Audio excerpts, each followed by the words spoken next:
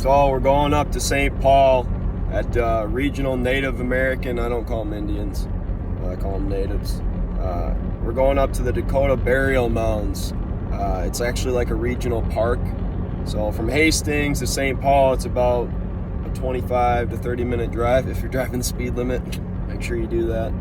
Also, I'm not talking hands-free right now, so American government, forgive me for what I'm doing. But yes, the reason I think that those hills, you can call them that, those hills in Hastings are Native American burial mounds is because from what I've learned from the Dakotah, wherever rivers met, that was a spiritual and a sacred place to the Dakotah. So that's why like Minnehaha Falls and like, you know, where the Minnesota and the Mississippi meet, like the Fort Snelling, that's why that was such sacred ground.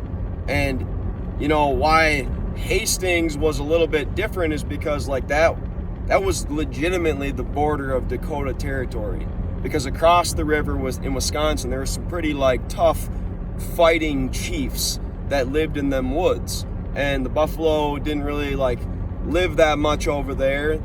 The Dakotah Plains all the way into Minnesota, the buffalo lived there. So yeah, it's some interesting stuff, man. Like I really do think that those mounds in Hastings that you saw actually are like potentially like the border of like, hey, we've had battles here in the past. Like when a Dakotah chief fights some chief like Menominee, right, or chief of Menominee's people, like that area, it's like, hey, this is our border. You don't cross this or we kill you. And we don't go over there, we'll kill you, you know? Like they're just like in, you know, Packer Vikings, like sometimes, you know, like you can play a game and have peace, but like, dude, this is our state and that's your state. This is our chiefdom, that's your chiefdom. You stay in your lane, I'll stay in mine, kind of thing. The natives in the, you know, the Dakotah had that going on too. That's why they weren't fully united when white people came, like inland people, inland natives.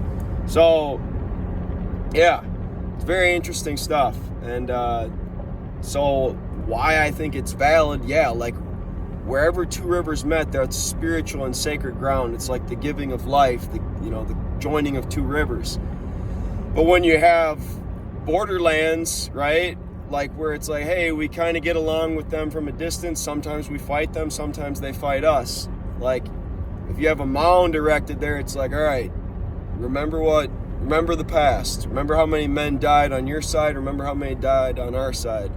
And, you know, those Illinois natives, they made those mounds, and, you know, obviously you kind of know what's going on in different regions around you. So